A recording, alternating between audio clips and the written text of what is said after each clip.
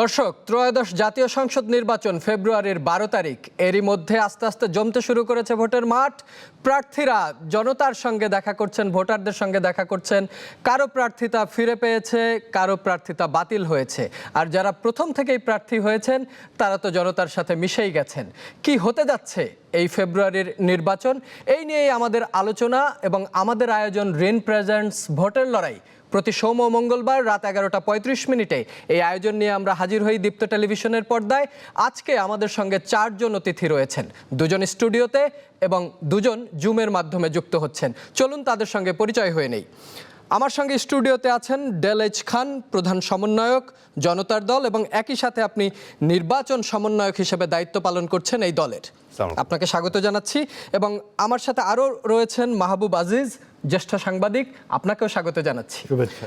জুমে আমার সঙ্গে যুক্ত হচ্ছেন শাহ রিয়াজুল হান্নান, গাজীপুর 4 আসনের বিএনপির মনোনীত সংসদ সদস্য প্রার্থী। এবং আমার সঙ্গে আরও রয়েছেন মোহাম্মদ সালাউদ্দিন আইয়ুবী, তিনিও গাজীপুর 4 আসনের জামায়াত ইসলামী মনোনীত সংসদ সদস্য প্রার্থী। আপনাদের 4 জনকেই স্বাগত জানাচ্ছি এই আয়োজনে। আমি শুরু করতে চাই স্টুডিও থেকেই। মাহবুব আজিজ, আপনাকে দিয়ে শুরু করতে চাই। আপনি সাংবাদিক, নিশ্চয়ই বিশ্লেষণ করবেন। সম্প্রতি একটি জরিপ প্রকাশিত হয়েছে, এর আগেও কয়েকটি জরিপ প্রকাশিত হয়েছে।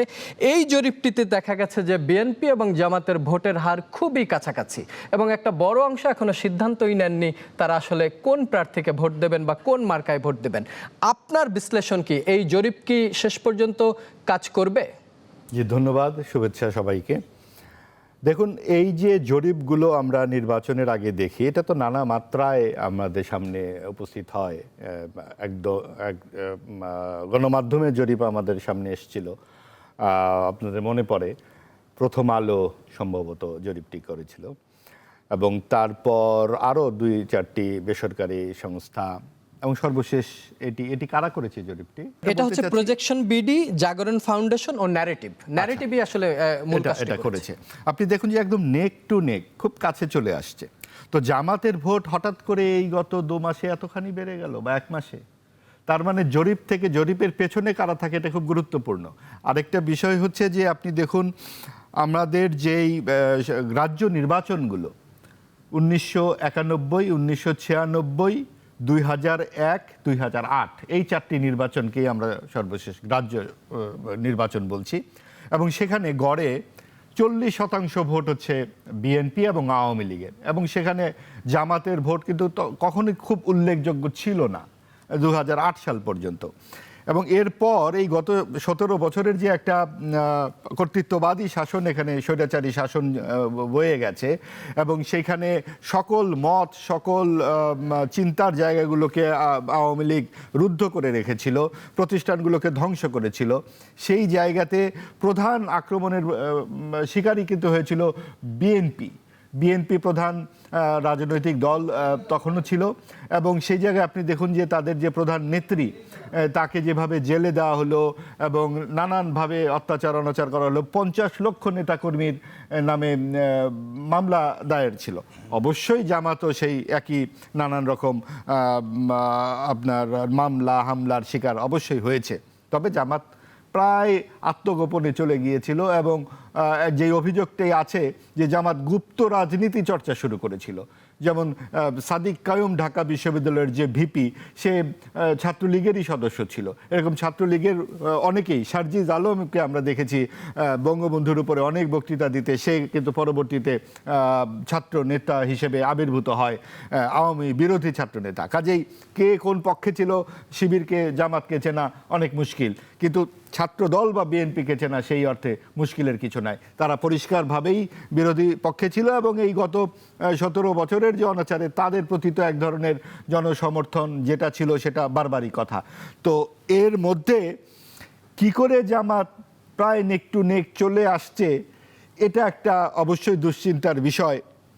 কারণ জামাতের কোনো ইশতেহার আমরা এখনো চোখে দেখিনি। জামাত ক্ষমতায় এলে কোন পররাষ্ট্রনীতিতে দেশ চলবে আমরা তা জানি না, কোন স্বরাষ্ট্রনীতিতে দেশ চলবে আমরা তা জানি না, এমনকি নারী নীতি তাদের কি তাও আমরা জানি না। এত বড় একটি দল, তাদের ভাষায় বিএনপির একদম ঘাড়ে নিঃশ্বাস ফেলছে, সেই দলের কোনো মনোনীত প্রার্থী নেই যাদের মধ্যে একজনও নারী। অর্থাৎ দেশের 51% যেই নারী, সেই তাদের কোনো প্রতিনিধি তাদের দলে নেই। এমনকি তাদের সঙ্গে যখন এনসিপি জোটভুক্ত হলো, সেই এনসিপির নারী সদস্যরাও প্রায় দল বেঁধে পদত্যাগ করতে শুরু করলেন, এবং তাদের অনেকেই প্রকাশ্যেই বলছেন যে জামাতের সঙ্গে এই জোটবদ্ধতা তারা পছন্দ করছেন না। পছন্দ না করবারই কথা, কারণ জামাত পরিষ্কার করছে না তাদের নারী নীতির বিষয়টি। আপনি নারী সংস্কার কমিশন, যে ঘটনাটি ঘটেছিল, যে কমিশনের রিপোর্ট সরকার প্রধানের কাছে দেবার পর ইসলামিক দলগুলো যে জনসভা করলো সোহরাওয়ার্দী উদ্যানে, আপনাদের মনে পড়বে সেখানে কি অশালীন ভাষায় নারী নেত্রীদের আক্রমণ করা হয়, এবং সেটা কিন্তু হিমাগারে চলে যায়। কাজেই বাংলাদেশের আগামী দিনের চেহারা কি হবে এই দক্ষিণপন্থী দলগুলো যদি ক্ষমতায় চলে আসে জামাতের নেতৃত্বে, এটা অবশ্যই ভাবনার বিষয়, অনেক বিবেচনারও বিষয় বটে। এবং এই জায়গাতে কি করে এনসিপি জামাতের সঙ্গে যুক্ত হয় সেটাও আমাদের কাছে পরিষ্কার নয়। এনসিপি নিজেরাও কিন্তু তাদের ইশতেহার দেয়নি, এমনকি তারা জুলাই সনদেও অদ্যাবধি স্বাক্ষর করেনি।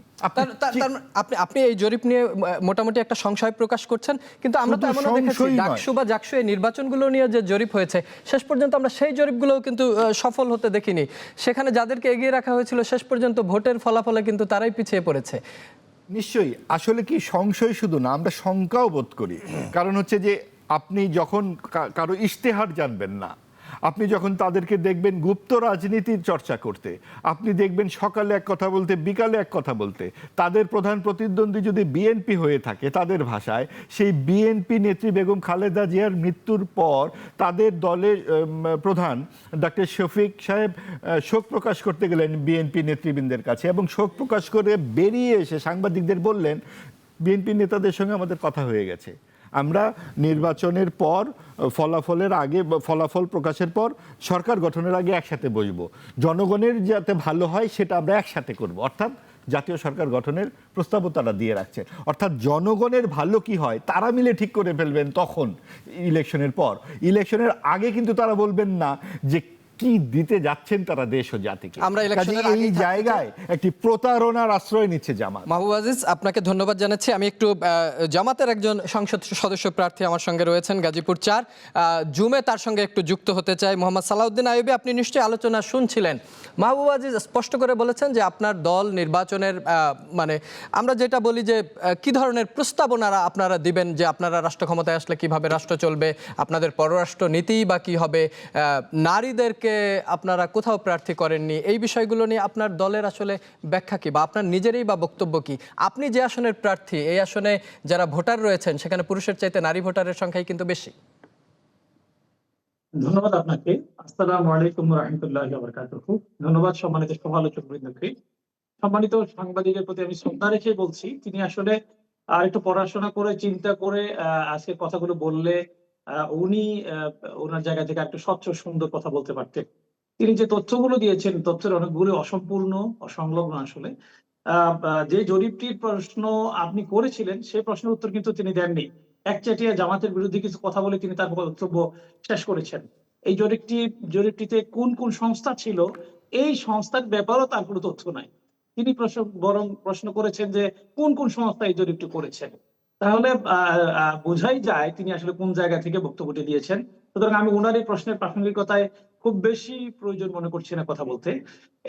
একবারে আমি আসছি এখানে আমার আসনে আলহামদুলিল্লাহ নারীদের যেই ভোটার, আমি এখানে ৩,৩০,৯৭৭ জন ভোটার রয়েছে। তার মধ্যে নারীদের অংশগ্রহণ, নারীদের ভোটার সংখ্যাই বেশি আসলে।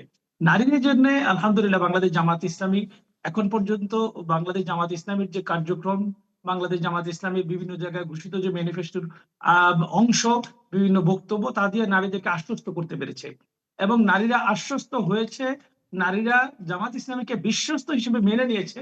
এটা রেজাল্ট আমরা ডাকসু, চাকসু, রাকসুতে স্পষ্ট ভাবে পেয়েছি।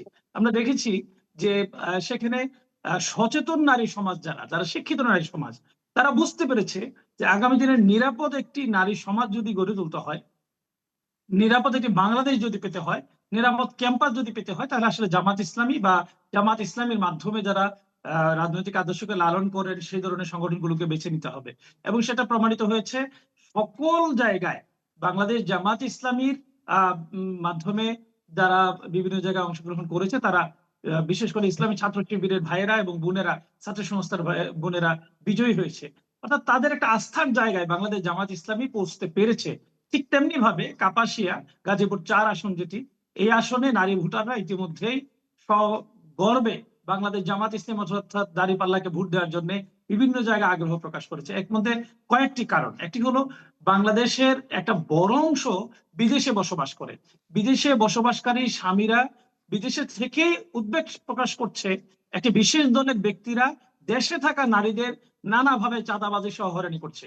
এরকম ঘটনা ঘটছে যে সিমেন্ট নিয়ে এসেছে বা বাড়িতে বাড়ি করার জন্য, চাঁদাবাজির কারণে একজন নারী তার সিমেন্ট 2 মাস রেখে বৃষ্টিতে ভিজে নষ্ট করেছে, কিন্তু এই বাড়ির কাজ শুরু করতে পারেনি চাঁদাবাজির কারণে। সেই ব্যক্তিকে বিদেশ থেকে এসে চাঁদা দিয়ে তারপরে বাড়ির কাজ শুরু করতে হয়েছে। এই যে চাঁদাবাজি, এটা একজন নারীকে নয়, শুধু পুরো বাংলাদেশকে আতঙ্কিত করে তুলেছে। এই নারী সমাজের আতঙ্ক থেকে মুক্ত করে সুনিশ্চিত নিরাপদ একটি বাংলাদেশ, সুনিশ্চিত নিরাপদ নারী সমাজ দেওয়ার উপযোগী একটা সংগঠনের নাম হলো বাংলাদেশ জামাত ইসলামী। আলহামদুলিল্লাহ, নারীদের জন্য আমরা কিছু বিশেষ ব্যবস্থার কথা ইতিমধ্যে বলেছি। নারীদের জন্য আলাদা চিকিৎসা ব্যবস্থার কথা বলেছি। নারী নিরাপত্তার জন্য যাতায়াত ক্ষেত্রে নারীদের নিরাপদ যাতায়াতের ব্যবস্থা বলেছি। বিশেষ করে বা আমাদের কাপাসিয়ায় নারীদের জন্য উপযোগী কোনো শিক্ষা প্রতিষ্ঠান নেই, যে শিক্ষা প্রতিষ্ঠানগুলো তাকে উচ্চশিক্ষার ক্ষেত্রে সহযোগিতা করতে পারে। সে ব্যাপারে আমরা তাদেরকে আশ্বস্ত করছি। নারীদের জন্য নারী বান্ধব কিছু কর্মসূচি করার অংশ হিসেবে আমরা বলেছি যে কাপাসিয়ার একটা বড় অংশ রয়েছে বা বাংলাদেশের একটা বড় অংশ রয়েছে বিভিন্ন সময় বিভিন্ন ব্যাংক এনজিও থেকে টাকা নিয়ে মারাত্মকভাবে হয়রানির শিকার হচ্ছে।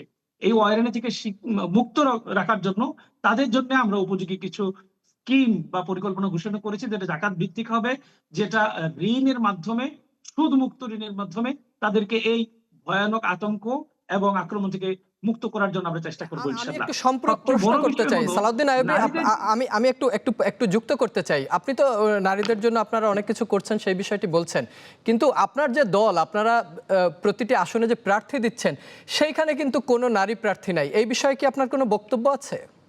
নিঃসন্দেহে আমার বক্তব্য আছে। বাংলাদেশ জামাত ইসলামী প্রার্থী বাছাইয়ের ক্ষেত্রে যে জামাত ইসলামের কিছু সুনির্দিষ্ট পরিকল্পনা এবং প্রক্রিয়া রয়েছে, এই প্রক্রিয়ার মধ্যে দিয়ে একজনকে প্রার্থী হতে হয়। বাংলাদেশ জামাত ইসলামী সকল ক্ষেত্রে গণতন্ত্রের চর্চা করে। দেখেন, একটা বড় দলের প্রধান নির্বাচিত হয়ে গেলেন, তিনি কিভাবে, কখন, কোথায়, কোন প্ল্যাটফর্মে কিভাবে নির্বাচিত হলেন, এটা কিন্তু গণতান্ত্রিক কোনো সিস্টেম অনুসরণ করা হয়নি। এটা তথ্য আমরা কিন্তু জানতে পারিনি। আমার সম্মানিত সাংবাদিক যিনি কথা বলেছেন, আমি ভেবেছিলাম তিনি সে বিষয়ে কথা বলবেন, কোন কথাই তিনি সেক্ষেত্রে বলেননি। বাংলাদেশ জামাত ইসলামী গণতান্ত্রিক প্রক্রিয়াটাকে মেনটেন করে সর্বক্ষেত্রে, প্রার্থী বাছাইয়ের ক্ষেত্রে গণতান্ত্রিক প্রক্রিয়া মেনটেন করে। বাংলাদেশ জামাত ইসলামী তার কনস্টিটিউশনসিতে যারা জামাত ইসলামীর কর্মী, সমর্থক এবং শুভাকাঙ্ক্ষী রয়েছে, তাদের প্রত্যক্ষ ভোটের মাধ্যমে সেখান থেকে প্রার্থী বাছাই করে থাকে। সেই প্রার্থী বাছাইয়ের ক্ষেত্রে যিনি বেশি ভোট পান, তিনি নারী নাকি পুরুষ, সেটা দেখার চেষ্টা করা হয় না। অনেক ধন্যবাদ সালাউদ্দিন আইয়ুবী, আমি আপনাকে একটু থামাচ্ছি। আমি আবারও আপনার কাছে আসব। আপনারা গণতান্ত্রিক প্রক্রিয়ার মধ্য দিয়ে প্রার্থী বাছাই করেন, কিন্তু সেই গণতান্ত্রিক প্রক্রিয়ায় কোনো নারী প্রার্থী আপনারা এবার হয়তো খুঁজে পাননি। নিশ্চয়ই এটা নিয়ে আমরা আরও আলোচনা করব। আমি একটু আপনার একই আসনে ডেলেস খান স্টুডিওতে ফিরবো। তার আগে আমি একটু শাহ রিয়াজুল হান্নানের কাছ থেকে শুনে আসতে চাই, যেহেতু সালাউদ্দিন আইয়ুবী গাজীপুর 4-এর প্রার্থী, রিয়াজুল হান্নানও গাজীপুর 4-এর প্রার্থী। রিয়াজুল হান্নান, আপনার জন্য তো আসলে অনেক চ্যালেঞ্জের চাইতে অনেক বড় বিষয় হচ্ছে আপনার আবেগ জড়িত। আপনার বাবা এই আসনে নির্বাচন করেছেন, সংসদ সদস্য হয়েছেন, 2টি নির্বাচনে উনি হেরেছিলেন, কিন্তু খুব ভোটের পার্থক্য খুব বেশি ছিল না। আপনার মানে দলীয় জায়গায় যাওয়ার আগে পারিবারিক জায়গা থেকে প্রশ্নটি করতে চাই, এই আসনটি আপনার জন্য কতটা আবেগের? ধন্যবাদ। প্রথমেই আমি আপনার মাধ্যমে কাপাসিয়াবাসীকে শুভেচ্ছা জানাচ্ছি এবং আজকের এই অনুষ্ঠানে আমাকে আমন্ত্রণ জানানোর জন্য দীপ্ত টিভিকে আমি কৃতজ্ঞতা প্রকাশ করছি। দেখুন, এই যে আমাদের এই কাপাসিয়া গাজীপুর 4 আসন, এখানে আমার বাবা দীর্ঘদিন ধরে রাজনৈতিকভাবে ওনার বিচরণ ছিল। আমার পিতামহ ফকির আব্দুল মান্নান সাহেব, উনিও আপনার এইখান থেকে আপনার রাজনীতি করেছেন, বৃহত্তর গাজীপুরে রাজনীতি করেছেন। মন্ত্রী পরিষদের সদস্য আমার পিতামহ ছিলেন, আমার বাবাও ছিলেন, সংসদ সদস্য হয়েছেন। আমাদের এখানে আপনার আমাদের ফ্যামিলি এখানে রাজনীতি হলো খুব গভীরে গ্রথিত, এবং মানুষের সাথে যে সরাসরি যে যোগাযোগটা একদম তৃণমূল পর্যায়ে মানুষের সাথে, সেটা আমাদের পরিবারের বহু বহু বহু আপনার ব্রিটিশ পিরিয়ডের আগে থেকেই আপনার আমরা একসাথে আমরা জনগণের সাথে মিশে আছি কাপাসিয়াতে। এখন আমি 2018-তে যে দিনে যে রাতের ভোট হয়েছিল, সেখানে আমি ধানের শীষের প্রার্থী হিসেবে, বিএনপির প্রার্থী হিসেবে আমি এখানে নির্বাচন করেছিলাম। তবে এবারে প্রেক্ষাপট অনেকটা ভিন্ন। আমরা আশা করছি একটি সুষ্ঠু, নিরপেক্ষ এবং অংশগ্রহণমূলক একটি নির্বাচনের মাধ্যমে জনগণের ক্ষমতা জনগণের কাছে ফেরত যাবে, এবং সেই লক্ষ্যে আমি আন্দোলন সংগ্রাম, আমার বাবার মৃত্যু হয়েছে 2016-তে, তারপর থেকে আমি সক্রিয় রাজনীতিতে এবং সরাসরি কাউন্সিলরদের ভোটে গণতান্ত্রিক প্রক্রিয়ায় আমি কাপাসিয়া উপজেলার সভাপতি নির্বাচিত হই, এবং পরে আবারও পুরোপুরি গণতান্ত্রিক প্রক্রিয়ায় আপনার গাজীপুর ডিস্ট্রিক্ট কমিটির সেক্রেটারি নির্বাচিত হয়ে সরাসরি কাউন্সিলরদের ভোটের মাধ্যমে। কাজে গণতান্ত্রিক প্র্যাকটিস বিএনপি যেভাবে করে, এটা আমি বলবো, এখানে আমার ভাই আছেন সালাউদ্দিন ভাই, এখানে তথ্যের কিছুটা বিভ্রাট আছে। আমাদের প্রচুর কমিটি, বড় বড় কাউন্সিল আমাদের হয় সরাসরি কাউন্সিলরদের ভোটের মাধ্যমে। এখন আবেগের জায়গায় অবশ্যই আপনার এখানে দীর্ঘদিন আমাদের পরিবার, আমরা রাজনীতি করেছি, জনগণের সাথে মিশছি, কথা বলছি। তো আমরা জনগণের কাছে তো আমরা সবসময় আছি। আমরা ওই মহান মুক্তিযুদ্ধে আমাদের স্বাধীনতার ঘোষক শহীদ রাষ্ট্রপতি জিয়াউর রহমান সাহেব মুক্তিযুদ্ধে ঘোষণা দিয়েছেন, সেখান থেকে স্বাধীনতার পক্ষে, জনগণের পক্ষেই বিএনপি কাজ করে গেছে, আমরা কাজ করে গেছি, এবং আমাদের ফ্যামিলি, পরিবার, বিশেষ করে একটি রাজনৈতিক পরিবার মূলত, এবং আমরা জনগণের সাথেই আমাদের চলাফেরা। আমি এই সুযোগে একটু আমি আলোকপাত করতে চাই কতগুলো কথায়, সালাউদ্দিন ভাইয়ের কথার সূত্র ধরে। এটা আমি আসলে কাউন্টার করছি না, আমি কিছু অবজারভেশন আমাদের। সেটা হলো যে ভাই বললেন যে নারীদের সুরক্ষার জন্য ওনারা কাজ করে যাচ্ছেন, অবশ্যই এটা প্রশংসনীয়।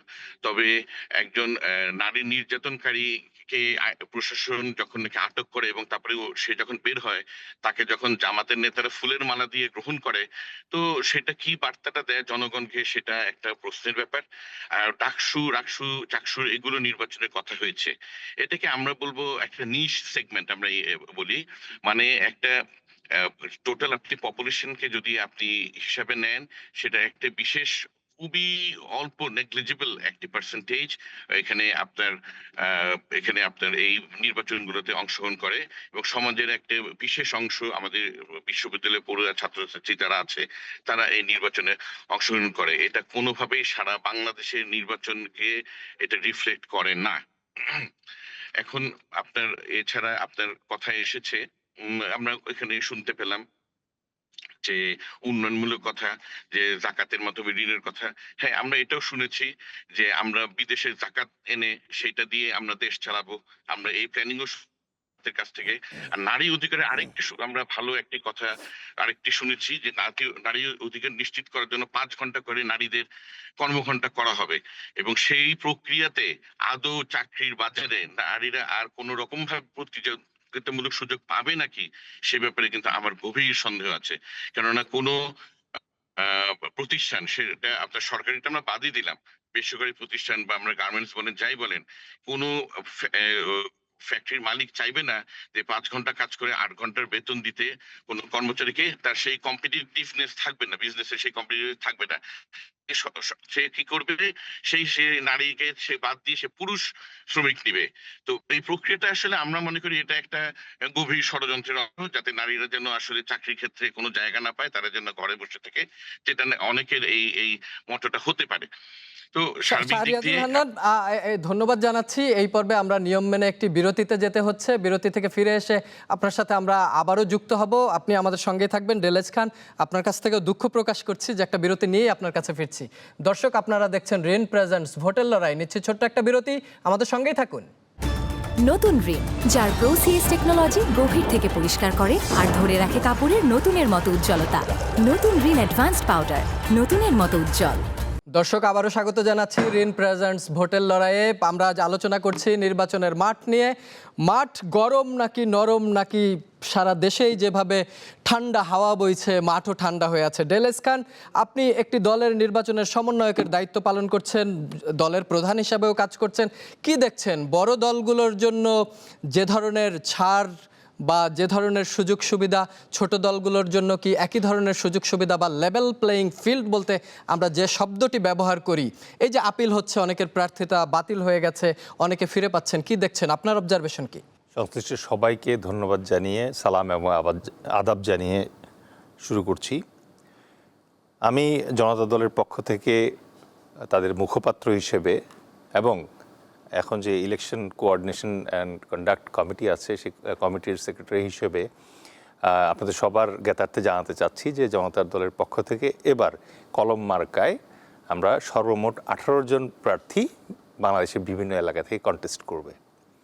এবার আসি আপনার গরম নরম এবং শীতল যে প্রশ্নটি আপনি করেছেন সেখানে। দেখেন, 5ই আগস্টে যে বৈপ্লবিক ঘটনাটি ঘটলো, সেই ঘটনার পর অবশ্যই নির্বাচন আমাদের একটা প্রত্যাশা ছিল এবং ডক্টর মোহাম্মদ ইউনূস বললেন যে স্মরণকালের ইতিহাসের সবচেয়ে ভালো একটা নির্বাচন তার সরকার উপহার দিতে যাচ্ছে। কিন্তু তফসিল ঘোষণার পরদিন যখন আমাদের সবার প্রিয় হাদি ভাই ঢাকার রাস্তায় প্রকাশ্য দিবালোকে পয়েন্ট ব্ল্যাঙ্ক রেঞ্জে মাথায় গুলির আঘাতে প্রাণ দেয়, তখনই আসলে নির্বাচনের যে প্রেক্ষাপট এবং পরিবেশ তা যে আসলে যথেষ্ট প্রস্তুত এবং অনুকূল নয়, এটা অনুভব করতে শুরু করি আমরা। আমি যেই প্রজন্মটাকে প্রতিনিধিত্ব করতে চাই, যাদের মুখপাত্র হিসেবে আমি কথা বলতে চাই, সেই জেন জি এবং জেন আলফা, তাদের ভেতরে আমি একটা বড় রকমের পরিবর্তন এবং একটা প্যারাডাইম শিফট লক্ষ্য করতে পারছি। এই শিফটটা কীরকম, যে হাদির মৃত্যুর পর এই প্রজন্মটা যেন হঠাৎ করে একটা ধাক্কা পেল এবং এক ধরনের ধাপ্পাবাজিও বোধহয় ওদের সাথে হলো। কেননা আপনি দেখেন, এই প্রজন্মের যে প্রত্যাশা, এই প্রত্যাশাটা তাদের যে একজন অগ্রপথিক তাকে হত্যা করে ফার্স্টে থামিয়ে দেওয়া হলো। আপনাকে এই জায়গায় ভোটের শীতল গরম অথবা মাঠ পর্যালোচনা করতে হলে কয়েকটা জিনিস মাথায় রাখতে হবে। নাম্বার 1 যেটা হচ্ছে যে মাঠের অস্তিত্ব যেটা আছে সেটা লেভেল প্লেয়িং আছে কিনা। নাম্বার 2 সমঝোতা এবং জোটের যে ট্রিক্সটা চলছে এটা সম্পর্কে কিন্তু এই প্রজন্ম অতটা পরিচিত ছিল না, যেটা আমরা এখন দেখতে পেলাম। এবার আসি, প্রথমেই হচ্ছে যে ইলেকশন ইঞ্জিনিয়ারিংয়ের যে প্রসেসটা এখানে দেখা যাচ্ছে। আপনি জরিপের কথা বললেন, আমার বিজ্ঞ আলোচক জরিপের ব্যাপারে পক্ষে এবং বিপক্ষে অলরেডি কথা বলেছে। জরিপ আছে, জরিপ থাকবে, কিছু জরিপ ভুল হবে, কিছু জরিপ সঠিক হবে, কিন্তু এই যে ইঞ্জিনিয়ারিং প্রসেসের যে ব্যাপারটা দেখা যাচ্ছে, এইটা বাংলাদেশের ভোটের রাজনীতিতে গত 15 বছর 20 বছর ধরে অত্যন্ত শক্তিশালীভাবে ছিল। কীভাবে শুরু হয়? এটা শুরু হয় যেটা দিয়ে, সেটা হচ্ছে যে ফার্স্টেই আপনি দেখবেন সরকার এবং প্রশাসন একটা বায়াসনেস শো করবে এবং এখানেই দেখবেন যে মাঠটা টিল্ট হয়ে যায়। এখানে আপনি কি দেখবেন? প্রথমেই দেখবেন যে সরকার একটা সিগন্যাল অথবা একটা মেসেজ পাঠাতে শুরু করে যে ওই পার্টি আসতেছে এবং ওই পার্টি সম্ভবত জিতবে। কেন এই সিগন্যালটা দেওয়া হয়? কারণ দুই পক্ষের মাঝখানে একটা সুইং ভোট সেকশন থাকে, এই সেগমেন্টটাকে প্রভাবিত করার জন্য, ইনফ্লুয়েন্স করার জন্য এটা দেওয়া হয়। আপনি দেখবেন যে যেই ধরনের প্রোটোকল, যেই ধরনের সুবিধা, যেই ধরনের নিরাপত্তা, যেই ধরনের সুযোগ তা কোনো একটা বিশেষ পার্টির পাওয়ার কথা না, তাকে আপনি দেখবেন যে এটা অত্যন্ত পরিকল্পিতভাবে দেওয়া হচ্ছে এবং এর কারণে বাকিদেরকে হতোদ্যম করে দেওয়া হচ্ছে। এর সাথে আপনি যোগ যদি করেন যে হাদির হত্যা, তাহলে আরেকটা স্ট্রং মেসেজ দেওয়া হচ্ছে যে ওই ধরনের রাজনীতি বাংলাদেশে এই মুহূর্তে কোনো একটা গোষ্ঠী অথবা কোনো একটা স্বার্থান্বেষী মহলের এক্সপেক্টেড রাজনীতি নয়। ঠিক আছে, নাও coming to the next stage, যেটা হচ্ছে ইলেকশন ইঞ্জিনিয়ারিংয়ের আরেকটা স্টেপ। সেই স্টেপটা কি? এই যে নমিনেশন প্রসেসটা যখন শুরু হবে তখন আপনি দেখবেন একই ক্রাইটেরিয়ায় একজন নমিনেশন পাবে, আরেকজন পাবে না। সো এখানে কি হচ্ছে, আপনি মাঠের যে এক্সামটা আছে, ব্যাপারটা এরকম যে আপনার পরীক্ষার তারিখ নির্ধারণ করা হয়ে গেছে, পরীক্ষার্থী আপনি পেয়ে গেছেন। কিছু পরীক্ষার্থী যথাসময়ে 5 মিনিট আগে পরীক্ষার হলে ঢুকে শান্তিমতো পরীক্ষা দিবে বলে রেডি, আর কিছু পরীক্ষার্থীকে আপনি আসার পথে বিভিন্ন জায়গায় দেরি করিয়ে দিচ্ছেন যাতে সে দেরিতে এসে পরীক্ষা জয়েন করে। এবার আসি নির্বাচনী সমঝোতা এবং জোটের প্রসঙ্গে। কথা তো ছিল যে ফেয়ার একটা ইলেকশন হবে।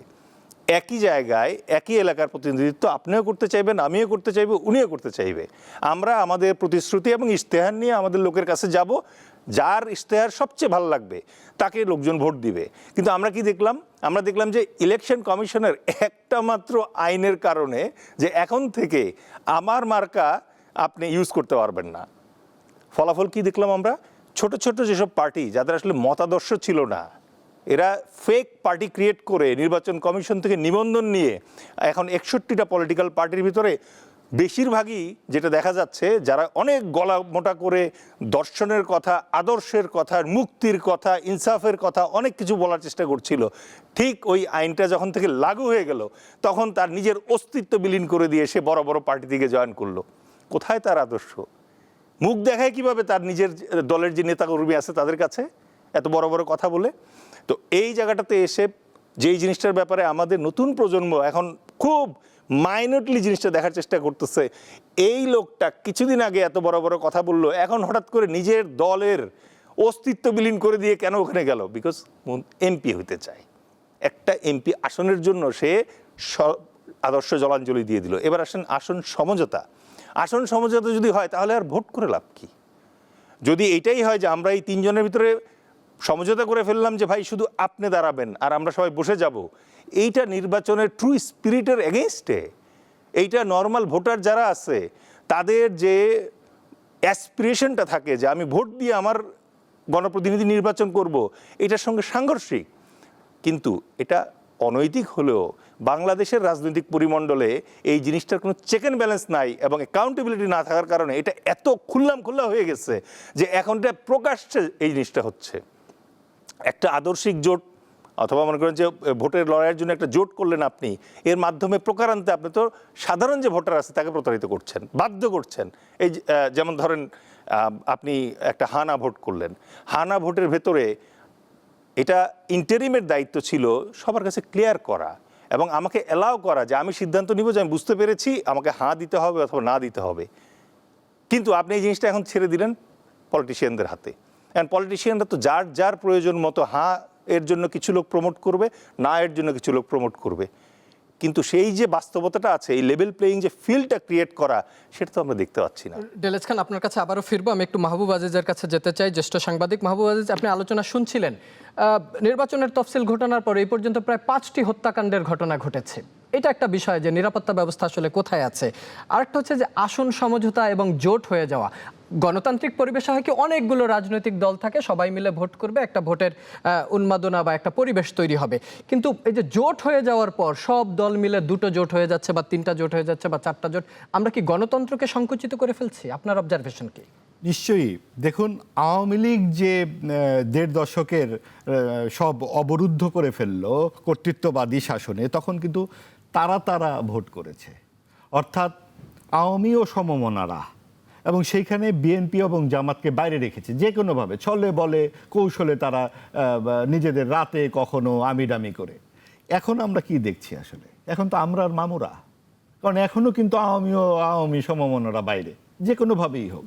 এবং তারপরে বিএনপি এবং জামাত এখন খুব প্রতিদ্বন্দ্বী হয়ে উঠেছে। এখানে যদি আওয়ামী লীগ উপস্থিত থাকতো তাহলে বিএনপি আর জামাতেরকে এই প্রতিদ্বন্দ্বিতা আমরা দেখতাম।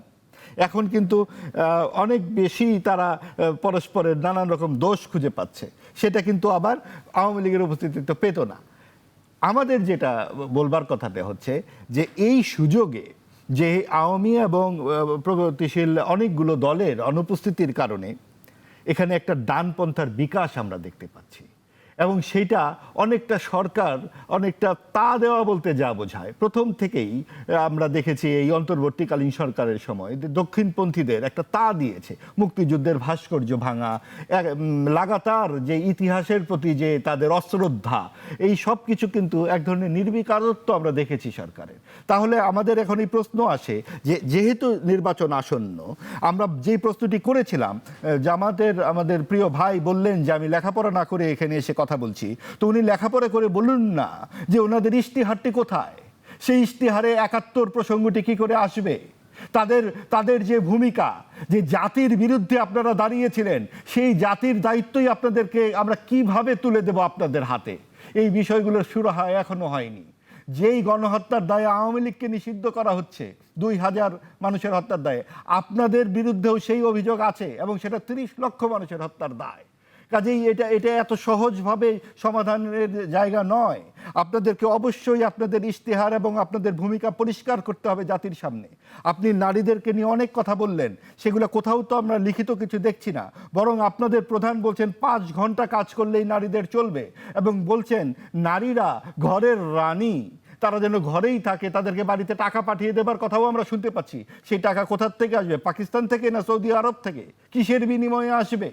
আমাদের যেই সামাজিক অগ্রগতি গত কয়েক দশকে হয়েছে, এই অগ্রগতির অন্যতম প্রধান চালিকা শক্তি এই নারীরা। যেই 24-এর গণ অভ্যুত্থানের পরে আমরা আজকে এইভাবে মুক্ত কণ্ঠে কথা বলতে পারছি, এই 24-এর গণ অভ্যুত্থানের মূল চালিকা শক্তি নারীরা।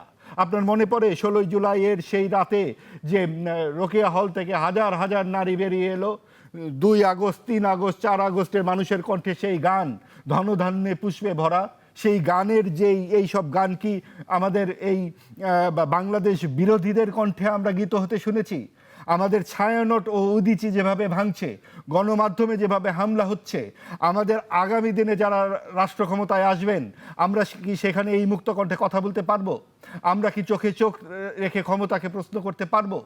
এবং এই জায়গাগুলো আমাদের নিশ্চিত করবার দায়িত্ব কিন্তু রাজনৈতিক দলে। তাদের ইশতেহারেই আমরা খুঁজে পাচ্ছি না তাদেরকে কোন বিশ্বাসে আমরা ভোট দিতে চাইব। এই সরলমতি মানুষগুলোকে ধর্মের নামে ছলে বলে প্রতারণায় বারবার কিন্তু বঞ্চিত করা হয়েছে ভোটাধিকার থেকে। সেটা আওয়ামী লীগও করেছে। আওয়ামী লীগ সাম্প্রদায়িক রাজনীতিকে অবশ্যই প্রশ্রয় দিয়েছে। তাদের হাতেই গড়ে উঠেছে 4 রকমের বৈষম্যপূর্ণ শিক্ষা ব্যবস্থা। এই 4 রকমের বৈষম্যপূর্ণ শিক্ষা ব্যবস্থা সমাজের ধনী দরিদ্রের বৈষম্যকে অনেক দূর বাড়িয়ে দিয়েছে।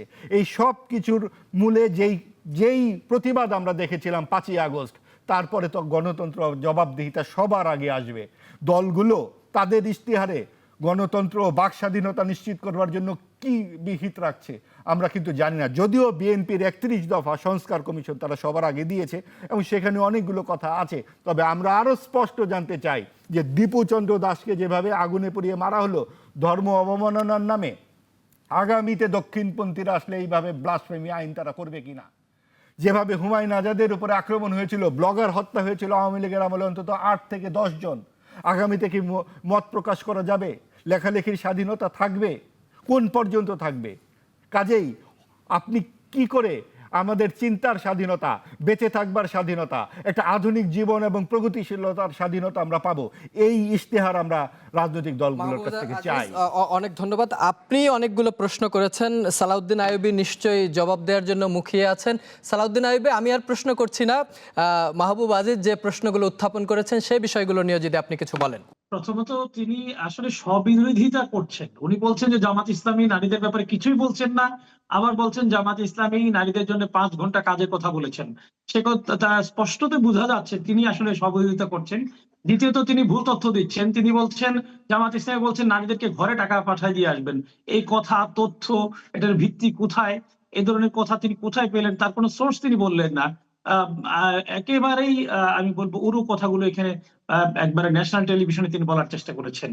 একই সাথে তিনি স্বাধীনতা, মুক্ত চিন্তা, এই বিষয়গুলো নিয়ে এমন ভাষায় কথা বলেছেন যেটা ফ্যাসিস্টরা বলতেন। এই কথাগুলো বলে জামাত ইসলামীকে নিষিদ্ধ করার দিকে তারা নিয়ে গিয়েছেন এবং নিষিদ্ধ করেছিলেন। এই কথাগুলো এখন বাংলাদেশের তরুণ প্রজন্ম, 24-এর পরবর্তী প্রজন্ম, বর্তমান প্রজন্ম কোনোভাবেই আপনার মতো করে মেনে নেয় না। জামাত ইসলামী একটি উদার রাজনৈতিক দল, জামাত ইসলামী নারী বান্ধব রাজনৈতিক দল, জামাত ইসলামী নারী, পুরুষ, ধর্ম, বর্ণ নির্বিশেষে সকলের জন্য সমান অধিকার নিশ্চিত করার জন্য সুন্দর, পরিশীলিত, পরিকল্পিত একটি সুশৃঙ্খল রাজনৈতিক দল। জামাত ইসলামী তার ইশতেহারকে ঘোষণা করেছে, আনুষ্ঠানিকভাবে আপনাদের সামনে উপস্থাপিত হবে ইনশাআল্লাহ। জামাত ইসলামী পর্যায়ক্রমে বিভিন্ন ধরনের মাধ্যমে, গণমাধ্যমে, তার ফেসবুক পেজে, তাদের বক্তব্যে এই কথাগুলো বলার চেষ্টা করেছে। জামাত ইসলামী আলাদা করে দেয় দুর্নীতি বিরোধী যে কথাগুলো।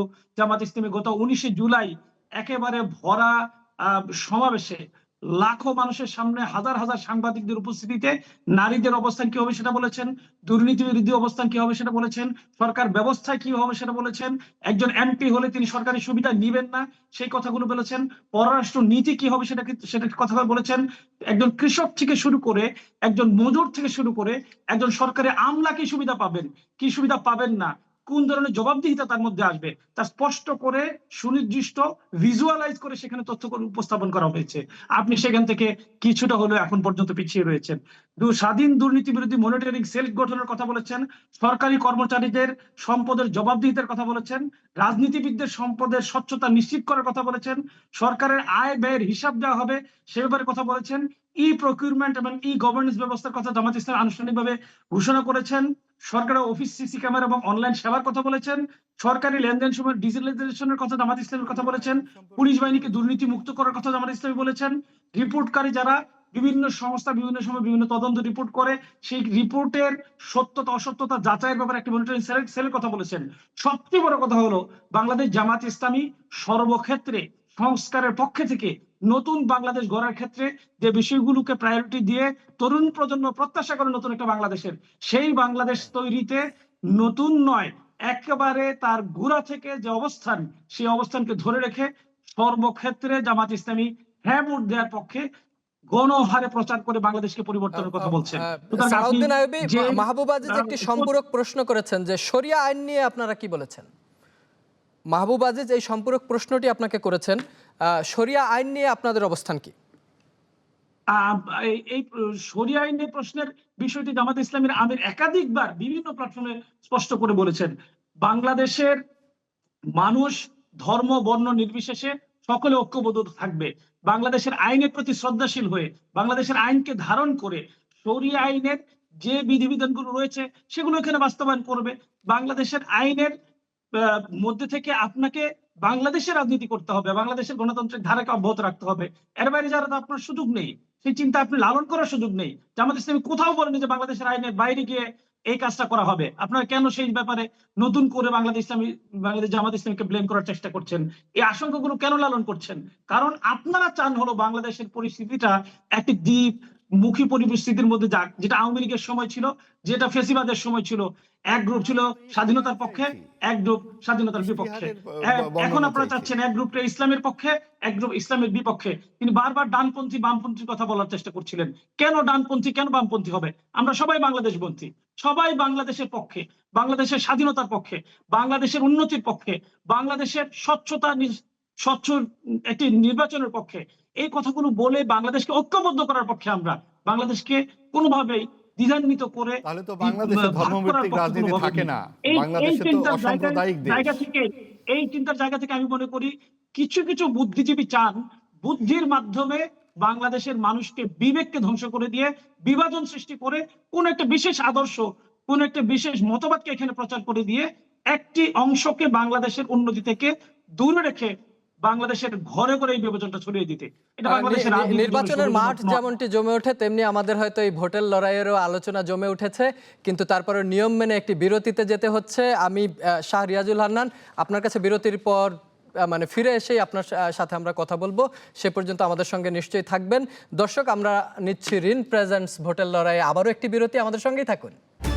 নতুন রিন, যার প্রোসিএস টেকনোলজি গভীর থেকে পরিষ্কার করে আর ধরে রাখে কাপড়ের নতুনের মতো উজ্জ্বলতা। নতুন রিন অ্যাডভান্সড পাউডার, নতুনের মতো উজ্জ্বল। দর্শক, আবারও স্বাগত জানাচ্ছি রিন প্রেজেন্টস ভোটের লড়াইয়ে। আমরা আলোচনা করছিলাম নির্বাচনের মাঠ। আমাদের সঙ্গে 4 জন অতিথি রয়েছেন। যেতে চাই শাহ রিয়াজুল হান্নান, গাজীপুর 4 বিএনপি মনোনীত সংসদ সদস্য প্রার্থী। রিয়াজুল হান্নান, আপনার যে নির্বাচনী এরিয়া, এই এরিয়া গাজীপুর নিয়ে অনেক ধরনের বিতর্ক আছে। গাজীপুরে শ্রমিকদের একটা বড় অংশ রয়েছে, সেখানে সন্ত্রাসের কার্যক্রম, চাঁদাবাজি, এই বিষয়গুলো রয়েছে প্রতিটি প্রার্থীর ক্ষেত্রেই। বিএনপির ক্ষেত্রে মনে হয় যে একটু বেশি অভিযোগ চলে আসে চাঁদাবাজি বা সন্ত্রাসের। আপনার এই জনপদ কতটা নিরাপদ সাধারণ মানুষের জন্য? ধন্যবাদ প্রশ্নের জন্য। গাজীপুর 4 কাপাসে যে আমাদের নির্বাচনী আসন, আসলে এটা দুঃখজনকভাবে বলতে হয় যে শিল্পায়নের ক্ষেত্রে এলাকাটি বেশ পিছিয়ে আছে। কারণ আমাদের এখানে আপনার বাণিজ্যিকভাবে আপনার গ্যাস সংযোগ নেই, এনার্জি একটা ক্রাইসিস আছে, এবং এই কারণে বিশেষ করে আমি মনে করি এটা একটা বড় কারণ। এবং কানেক্টিভিটি ছিল ঢাকা থেকে আপনার যে আপনার যোগাযোগের যে ব্যবস্থা যেটা আছে সেটাও সেরকম উন্নত নয়। কাজে এখানে কিন্তু কলকারখানা সেভাবে গড়ে উঠেনি। কাজে ওই শিল্প কারখানার যে আপনি সন্ত্রাস বা চাঁদাবাজি যে বিষয়গুলো বলছেন, সেটা এই আপনার কাপাসিয়াতে আপনার আইয়ুবী ভাই আছেন, উনিও আমাদের, আমরা সবাই একই এলাকার মানুষ। আমরা এটা দেখছি এই জিনিসটা এখনো আপনার মানে সন্ত্রাস চাঁদাবাজি প্রকোপটা নেই, যেহেতু শিল্পায়ন ঘটেনি।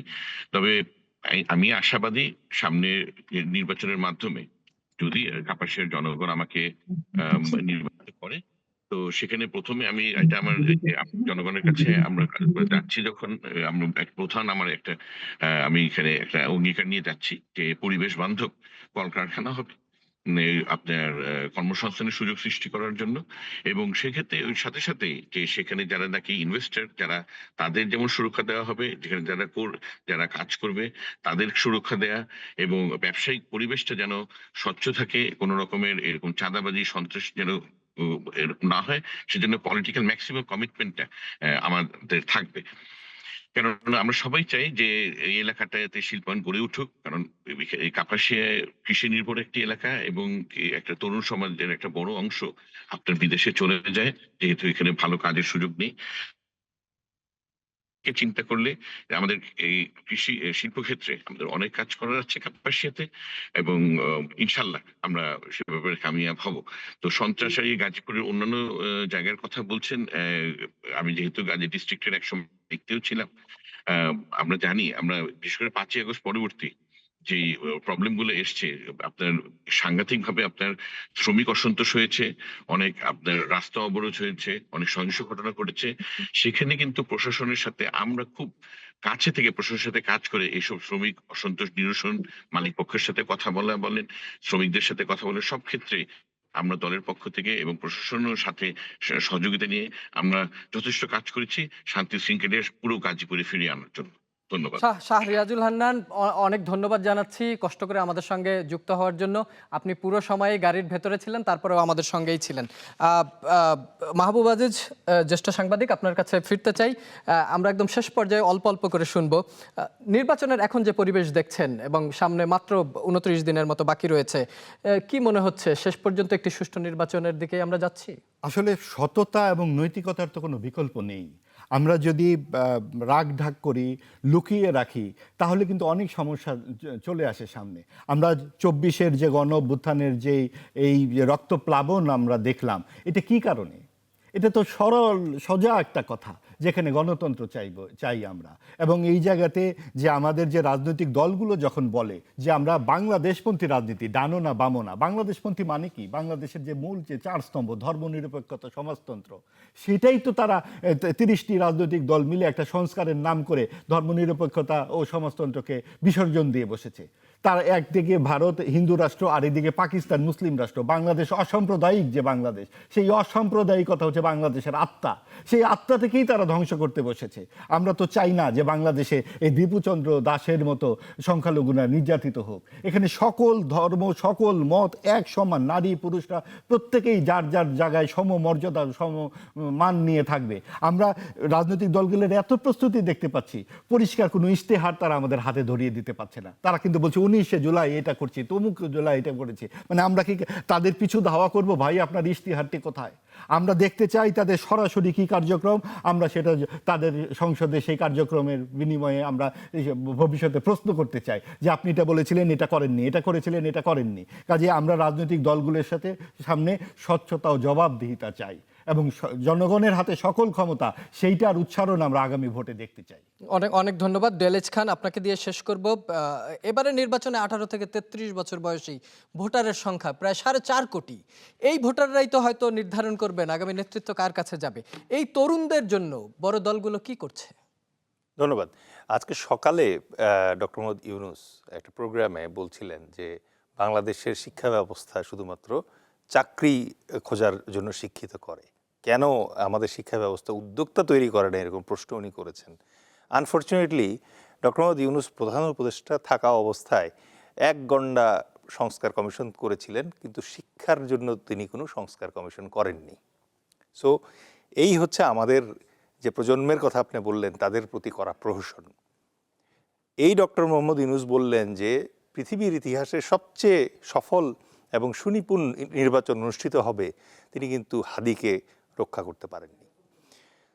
এই প্রজন্মের যে প্রত্যাশা ছিল সেই প্রত্যাশাটা অত্যন্ত আমি বলবো যে করুণভাবে ব্যাহত হতে শুরু করেছে এবং অলরেডি কিছু জায়গায় হয়ে গিয়েছে। এই প্রজন্ম এবার প্রত্যাশা করেছিল যে এই নির্বাচনে তারা যে জনপ্রতিনিধি পেতে যাচ্ছে তাদেরকে তারা টেস্ট করতে পারবে। একটা অফিসের সহকারীকে নেওয়ার আগে যেরকম কয়েক ধাপে ইন্টারভিউ করা হয় এবং তার যোগ্যতা কোয়ালিফিকেশন চেক করা হয়, তারা ভেবেছিল যে এবার এটা করা যাবে। হলফনামায় মিথ্যা কথা এবার বলা হয়তো বন্ধ হবে, কিন্তু এটা ঘটেনি। তারা একই সাথে এখন একটা আধুনিক প্রজন্মে থাকে, তো তারা কর্পোরেট ওয়েতে চিন্তা করে। তারা চিন্তা করে এই টেলিভিশনের যে চিফ এক্সিকিউটিভ অফিসার আছেন, সেই চিফ এক্সিকিউটিভ অফিসার যদি কোনো কারণে চলে যায়, তাহলে কিন্তু আমরা চিফ এক্সিকিউটিভ অফিসারের বাসার কোনো পরিবারের সদস্যকে এনে এই টিভি সেন্টার চালাবো না।